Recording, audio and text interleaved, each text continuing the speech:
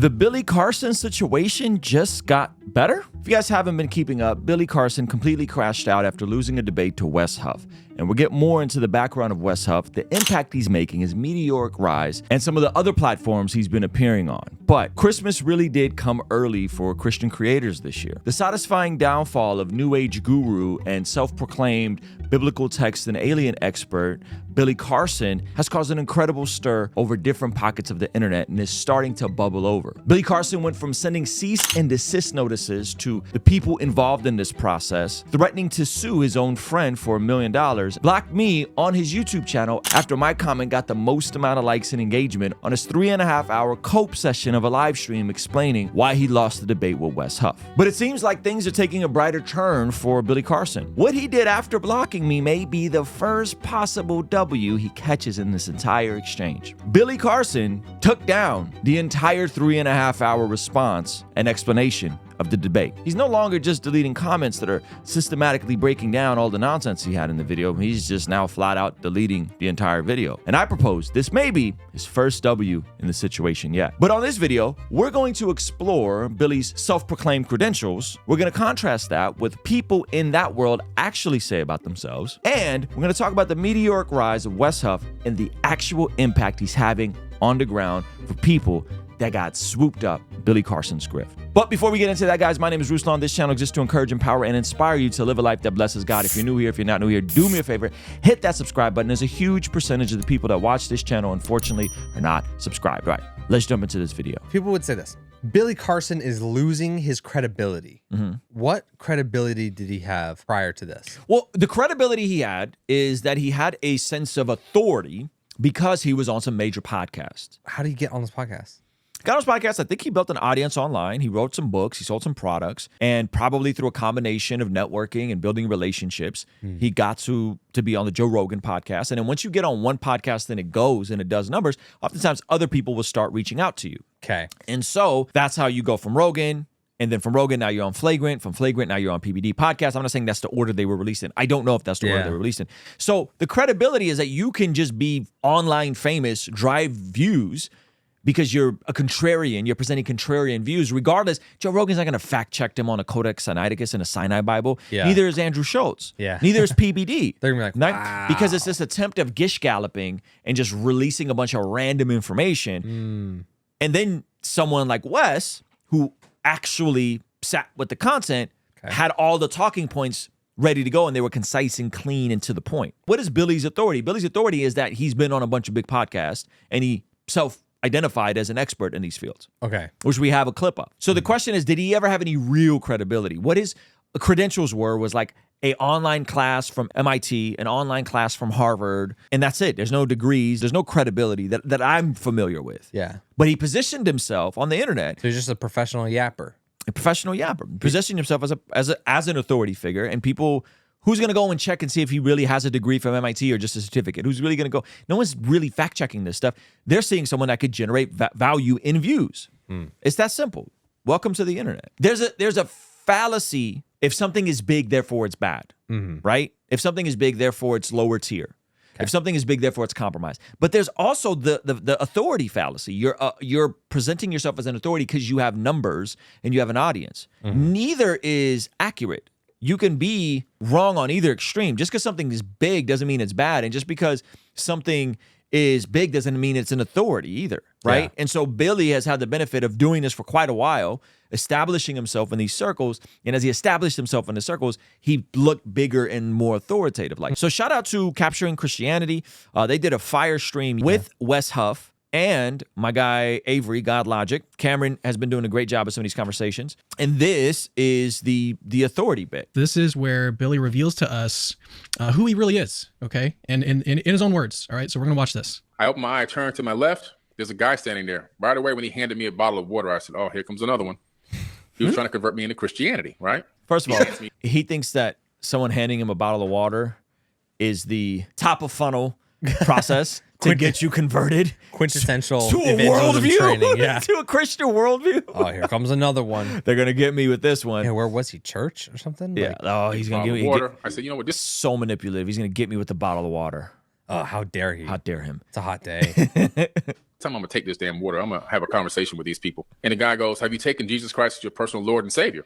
I said, "No. Why would I do that?" He goes, "What do you mean?" I said, What are the odds this whole story's made up? It's a retelling of like experiences he's probably really had. Okay, so you think someone was going to evangelize? A little sauce. He's putting a little sauce on it. He's putting a lot of sauce on it. All right, imagine you're. I don't want to call him a flat out liar, but I think he's embellishing a little bit. Yeah, strong embellishment. Imagine you're evangelizing and you go, "Have you accepted Jesus Christ as your Lord and Savior?" And then someone says, "No, why would I?" Off a bottle of water. But in what world would your response to that be? What do you mean? When you're doing evangelism, you're not shocked that people are hostile to the gospel. So in his setting, this evangelist is like shocked that he said, "Why would I?" And so even that is just fishy. and I said, I am God. That's You the sort of God? shtick, right? The position of I am God. You guys think this is like a fringe view. It's not that fringe of a view. This is Eastern religion. This is New Age. This is Eckhart Tolle, who's driving the Christ consciousness manifestation worldview on Kendrick Lamar's album, right? It's a very simple idea. The idea is God is not a personal being that is a creator. God is actually the force that created the universe, and the universe is God, and we all have stardust inside of us, and therefore we are all God because there's only one consciousness. Because you can't, even if you're an atheist or you don't believe in the God of the Bible, you still can't explain away consciousness, right? What is that? So the idea is that there's one consciousness, and this one consciousness is the universe, and this one consciousness is God, and this one consciousness is inside of all of us, and this consciousness is the same Christ consciousness. Hello. And therefore, because there's one universe, one consciousness, that consciousness is inside of us, that consciousness is the universe, that consciousness set the universe into being, Christ had that consciousness, therefore you are God. He's just being upfront about it. But this is the same thing that most New Age nonsense believes. So the like your average person that's like dabbling in crystals and dabbling in manifestations. This is the conclusion of that. And this is why trying to redeem the New Age is so dangerous, right? This is why manifestation is so dangerous. This is the logical conclusion of going down the rabbit hole of I have the consciousness of God and I can manifest stuff with my thoughts or with my vibrations, right? When you start talking about low and high frequencies, this is what this is. And so people don't understand because they're not listening with a discerning ear. They're just going off of, oh, well, that kind of sounds like the Bible. It's like, no. That's not what that's saying. There's a distinction in Scripture between creator and creation, right? Jesus says that if we don't worship God, the rocks will cry out. That the creation is crying out regardless on if people worship him or not. And so what you have is you have creator and creation. Billy just wants to eliminate that. He wants to bring creator down and creation up. It ignores sin. It ignores the culpability for the consequences of your sin, and it positions you to be your own deity without anyone to answer to or no absolute objective standard to live by. The same divine spark that created everything in the entire universe is the same divine spark that's inside of every atom inside of my body. And so by that method, I am God and God is me. And so you see what he did there? Yeah. By that method, he is God, right? And again, this is what this Eckhart Tolle. that threw him off right away. Then because he's a program code, he couldn't even conceive of what I had just told him. He didn't even have an epiphany with that. He went right back into his pitch. The notion that like a Christian doesn't understand and that makes them an NPC is the most like, I'm just being contrarian for the sake of being contrarian thing I've ever heard. Yeah, he's like, he's programmed. He's programmed. It's like he thinks that his singular sentences are going to be the thing that rock this man's worldview. And that's just like extremely narcissistic to begin with. It's main character syndrome. Yeah, it's super main. Main character. He goes on to reveal, I mean, if the I am God line wasn't main character syndrome already, he goes on to reveal just like the most annoying claims in this video. And I said, okay, I'll listen to you if you can answer some questions. Can you answer some questions? Watch this. And I said, when was the Bible written? And he goes, oh, it was written thousands of years ago. I said, oh man. I said, no, the Bible wasn't written thousands of years ago. Okay, Billy. You got us.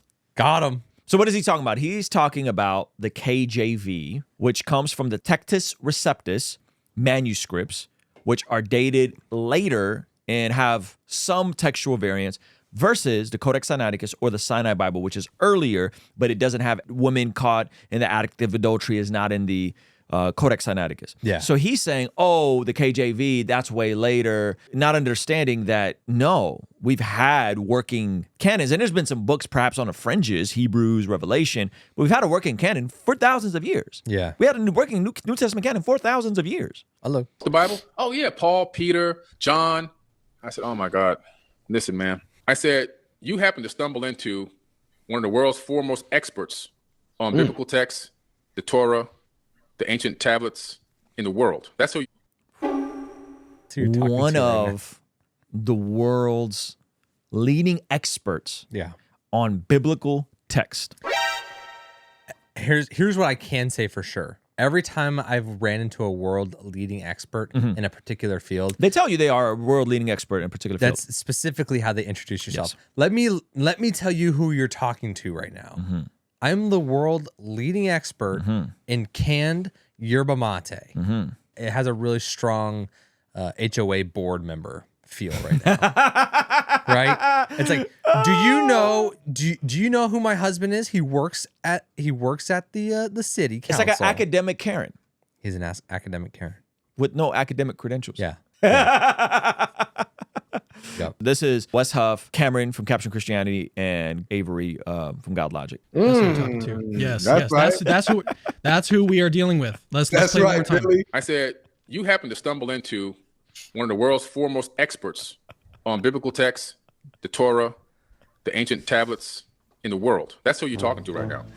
Do you understand that the Bible was not written by any of the disciples? Oh, no. No, he's crushed it. This is a scholar. He said it. This is it guys, for us. It's over for us. It's it. It's it, man. I'm so bummed. Wow. This is over. What are you gonna do now that you know Jesus isn't real? I don't know, man. Oh, that's a bummer. What are you guys smiling for, Wes? Why are you still smiling? It's over. Yeah, we're done. And notice he got there by asking questions. Good strategy. I wonder who else has asked questions in order to reveal that someone doesn't know what they're talking about. Here's the thing. Billy has talking about. inserted himself into my area of expertise. He has claimed that he is in my field. And he's claimed this not only in this clip that I sent you, Cameron, but other times as well. And so I don't care about aliens one way or the other. But if you're going around telling people that you are one of the foremost world experts on biblical texts, listen, that's not just that you have studied biblical text, not just that you're an expert in biblical text. You are one of the world's foremost expert. Listen, that's a crazy claim. I don't know anybody who would be going to something like the annual meetings of the Society of Biblical Literature. Exactly. Who The would real say that guys about wouldn't even say themselves. this. Yes. You would not say that about yourself because that's such a grandiose claim. There are a few people that are alive today who maybe could make that claim. And I don't even think that they would say that about themselves. That's It's really funny. just so ridiculous. So one of the reasons why I had no qualms asking him the questions that I did and revealing his ignorance was because he goes around saying this. Yeah. And this is how he buried himself. He buried himself by presenting himself as an authority on something that he's not an authority on. And so he made his own grave by positioning himself as this. Now, if he had just said, hey, I'm an expert on these emerald tablets that these aliens brought over and with this advanced technology. And it was kind of we don't know if this is content in media. We don't know if this is entertainment. Again, I don't mean to say this in a disparaging way, but there's channels that kind of play with like conspiracy theories, right? And they're like, I don't know them. Okay. And it's tongue in cheek. He could have went down that route and just been tongue in cheek with it, and no one would have ever cared. It's because he presented himself as an expert and repeatedly got basic information wrong that anyone that's halfway familiar with it would have called him out. That's the L in this story, is don't present yourself as an expert in something that you're not an expert on. Because if you're not an expert, say, I don't know. This isn't my area of expertise. He could have done that and it would have been fine. He had a lot of crazy claims about Christianity. Yes. But you're saying it didn't necessarily hinge on being an expert in Christianity. My opinion is this about the Bible. That's my opinion. Versus saying, well, you know, the certainty in which he makes these statements with is what got him in trouble. It was the certainty and then positioning himself on an expert. And then when having his card pulled, the whole house falls apart. Yeah. That's the issue. There are actual experts. There are actual people that flow in these areas, or at the very least have amazing retention abilities for information that are very good. And those are not the people you want to be in a room with if you're cosplaying around as an expert. Yeah. You don't want to be that. So better just to act like, this is just my opinion. It's just what I'm trying to figure out. This is where I'm at. This is my story. Yeah. And I think that's how he ethered himself. That's how he ethered himself. And it's sad. It's sad because he's built an entire empire on this. I mean, I think they were doing $7-8 million a year, you know, from the forbidden knowledge, from all of his products, from all of his The grounding flip-flops. the grounding flip-flops, his supplements. 8-9 million a year, and now he has to figure this out. Now, is this going to really affect his bottom line? I don't know. I definitely think that those people that are curious about Christ consciousness, curious about these aliens, curious about his claims about the Bible, I definitely think those people are going to be deterred. Here's an example. Wes just texted me this. He says, this is someone that commented this on the debate he released, the full debate. He says, I hope Wes sees this. I have been an atheist that believed many of Billy's claims for my entire life. Since the debate, I've been watching a lot of your content. This is Wes's content. And I'm going to say something I've never said before. Wes has single-handedly dismantled my entire worldview on the Abrahamic doctrines. That's crazy. Not only do I realize how incorrect I've been my entire life, I am beginning to believe the Christians may actually be right about everything. Wait, who is this? This is a comment that has 2,800 likes on the full debate. It's a comment that has 2,800 likes on the full debate. I can't believe I'm saying that, but it's true. Thanks, Wes, for shattering my worldview and setting me down a solid foundation. Whoa, chills. It's crazy, bro. That's crazy. So, to me, That's what happens when you got a few books on your shelf. I mean, a few bucks. Yeah. To me, let me pull. I actually got that right here. to me, this is the hand of God in orchestrating all of this Come on, man. to play out the way it did. Billy made all this worse because Billy could have just let the debate come out and ride out into the sunset and never acknowledge it happened. And I brought so much attention to it. He brought so much attention to it that it just made this go more viral. Wes's channel, from when I first stumbled across his channel, when this all sparked off, was at 12,000 subscribers. Okay? Last time I checked, maybe he was at- 15,000. Last time I checked, he was at 20. Wes Huff Like 3 days ago. cracked 100,000 subscribers. Let's go. Right? And so Wow, this is one of those, what do they say? Luck is when opportunity meets preparation. No. This is the hand of God orchestrating a moment like this. By the way, I know we could like isolate this to Billy. I don't think this is isolated to Billy. This is where I think people don't understand. This is not isolated to Billy. This is in our cultural zeitgeist. This is Eckhart Tolle. This is Kendrick Lamar. This is everywhere. This stuff is permeating every pocket of culture of everyone that wants to be spiritual without the absolute authority of who God is and what his standards are. So the fact that this is happening right now, because now when people start sliding into this weird, I'm spiritual but not religious nonsense, I'm Christ conscious. You love Jesus? I love Jesus too. I'm just Christ conscious. Oh, you pray? I manifest and meditate. We're the same. We're the same. No, we are not, fam.